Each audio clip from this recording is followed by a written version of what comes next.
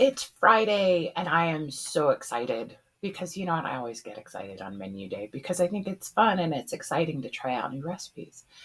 So we are back with another 6 dinners under $60 at your local Walmart. We're doing kid friendly, we're doing some low effort, and we're doing some low heat, which means no oven required. Now we are going to use some things like a crock pot, an air fryer, and of course a stovetop. So let's get into our grocery list. So here's our grocery list. Now, before I forget, there is a link in the description that'll take you to my website where you can see all of the slides and the shopping list, and it has a free printable PDF. Absolutely nothing required. You just either save it to your computer or print it on a standard sheet of paper. Okay, so as you'll notice, our shopping lists are definitely smaller when we do the $60 meal plan, but we still use a bunch of pantry staples. So double check your pantry, your freezer, your fridge, because you may already have plenty of these. Like, do you already have dill pickles? Do you already have ranch dressing? Maybe you already have Italian dressing. Easily check those off the box or check those boxes, and then your total gets lower. So, okay, let's get into the first meal.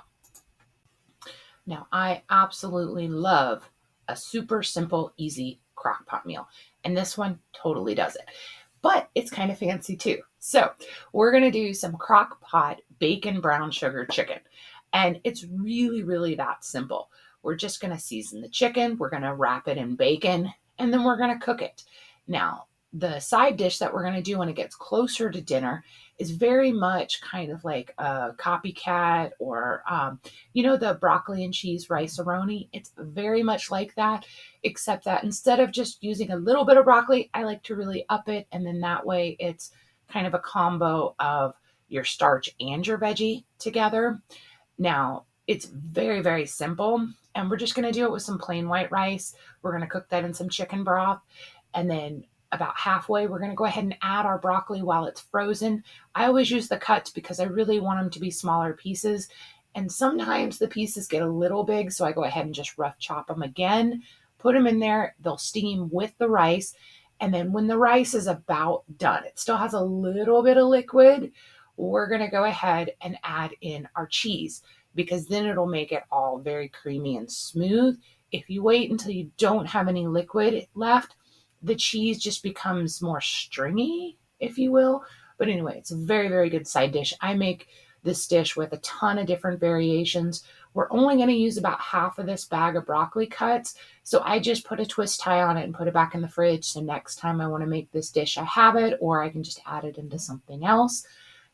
It's funny because when you buy these packages, people always assume you have to use the whole thing. And I have so many like half or third type of packages in my freezer. So that way when I want to make something, I just grab that out and it's good. I don't have to use a whole pack for something. Anyway, sorry about my tangent. Let's keep going. I also love a good one pot meal. And this one really, really hits the spot. It's kind of like an upgraded tuna casserole version. And I just realized the light's really weird behind me, and I apologize. I picked a time I don't normally record, so it just is what it is. I can't change the sun.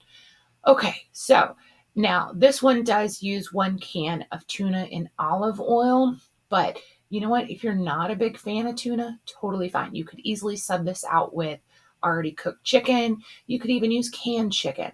The olive oil in this just adds a little bit extra flavor, but it's not 100%. All of these recipes are really just great formulas and bases for you to make it your own. So if you don't like an ingredient, totally fine. Switch it out. I'm not going to get mad. I promise. Okay, let's go to the next one. Okay, our third dinner. I get so excited about this one. All right, I don't know if I live in the South and we have crystals, okay? And they have these little tiny chili pups. And when I was pregnant, I ate so many of them with my son, but I hadn't eaten them in a long time. And so then we did this and it is so good. And my kids just went bananas because these little hot dogs are just, teeny tiny. And I think they felt like giants because I think my son ate like 5 of them. He's like, I ate 5 hot dogs. But anyway, sorry, I'm just in a chatty mood today. So this is just a super simple thing. I put on here a pack of the pizza dough mix, but honestly, I usually just make my own standard pizza dough, so you could easily do that. You could even buy one of those like Pillsbury, where it's like the Wacka biscuits, but it's pizza dough. You could buy the frozen dough, any dough you want to work. You just basically want just a very basic dough to work with. And then the kicker is that now I made these in the toaster oven, but I'm going to try them in the air fryer as well. And it doesn't take much. And to me, it's not worth turning the oven on just for this. But when they're done, because you're going to make a little dough ball, and you're going to brush the top with egg. And then when it's time to serve, you're going to cut the top similar to how they cut a hot dog bun, where they don't go all the way down. It's not two separate pieces, but you're going to cut it just enough to where you can open it up and you can put the little smoky and some of the chili on top. Now, I just tried this for the first time last night, and it's the air fried pickle chips. And when you make these, you're going to take your pickles, and it helps to keep them still wet because that moisture is what is going to stick to the flour. But you want to shake them really well, because I found that even though it didn't taste like flour and it did have a nice crisp, I would think they will taste better if you don't overload them with flour. So you just want a real light dredge, and then put them in the air fryer. I sprayed them with a little pan spray, and they were just nice golden brown. They had a nice crunch to it, and it was just a really good alternative to like a potato chip, or if you've ever had fried pickles at a restaurant, super good. I will definitely be doing this a lot. I think we've done the BLT pasta salad on one of the Wednesday meal series, but we've had it a couple times and I've adjusted it just a little bit for our preferences. So you may remember it, or it may have been slightly different. Oh well, sometimes we evolve. Our recipes kind of get better the more we try them. But we are going to use like 6 pieces of bacon on one of the other meals. So this is just a good way to use up the other half of the bacon. Now, I'm perfectly fine with just bacon, but if you wanted to add a little bit more meat to this, you could easily throw in some chicken, some ham, really anything you want. Just remember, these are bases and you can make them your own. But the kicker on this is we're going to use half a box of the bow tie pasta, and then we're going to really beef it up at the end with the spinach. And so it doesn't sound like a lot because you're only doing half a box and of the pasta and half of the bacon. But when you add in that spinach, it's actually very, very filling. So another thing you can add if you are feeling like this isn't enough food, we're going to have that loaf of Italian bread. So you could easily do a couple slices of Italian bread and make some garlic toast or some cheese toast. Totally add that in there too, because I like a little crunchy with my salad. Maybe it's just me. All right, let's go on to the next one. Now we've all had sloppy joes, whether you make them at home or you buy like the manwich, and this is just a nice little twist. And so to me, sloppy joes always have kind of more of a barbecue-y type of flavor because it's got the Worcestershire and the ketchup and stuff. This is going to be more of an Italian version of a sloppy joe.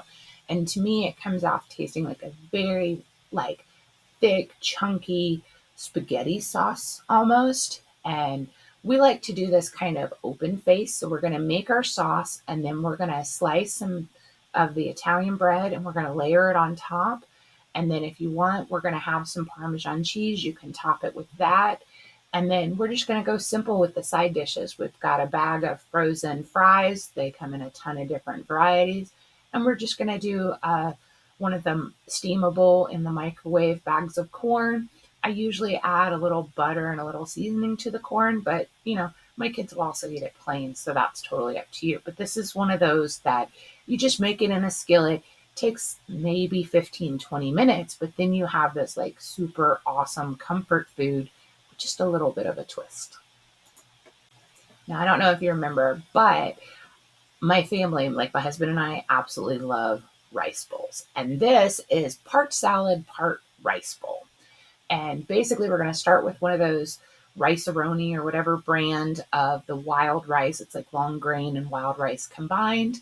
We're going to do the chicken thighs, and then we're going to have some veggies. And then what's great about this is we usually eat this as more of a rice bowl where it's kind of room temperature or warm. But we have also then put all the leftovers, and then put it in the fridge. And then the next day, we've eaten it as a cold salad. It's actually wonderful both ways. So, kind of the best of both worlds if you want.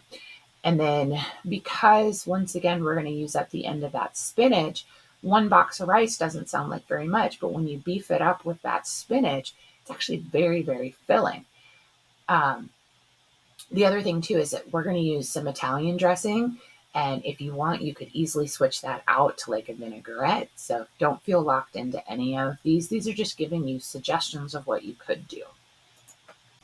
So I hope you've enjoyed this week's $60 meal plan. And don't forget, go to the website, get the free PDF where you can save this into like your recipe binder or however you do your meal planning. Also, go check out Lodo Family on Facebook. We have a very engaged group over there where we discuss all kinds of things related to food and money. If you need help with your meal planning, or if you just want to see how other people do it and see examples of other people's menus, go over to, I'll put the link in the description.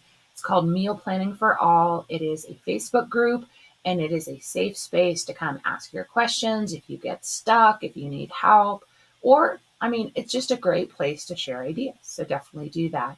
And if you're interested, you can always sign up for our email newsletter. It goes out on Fridays. You'll get a sneak peek of each week's menu.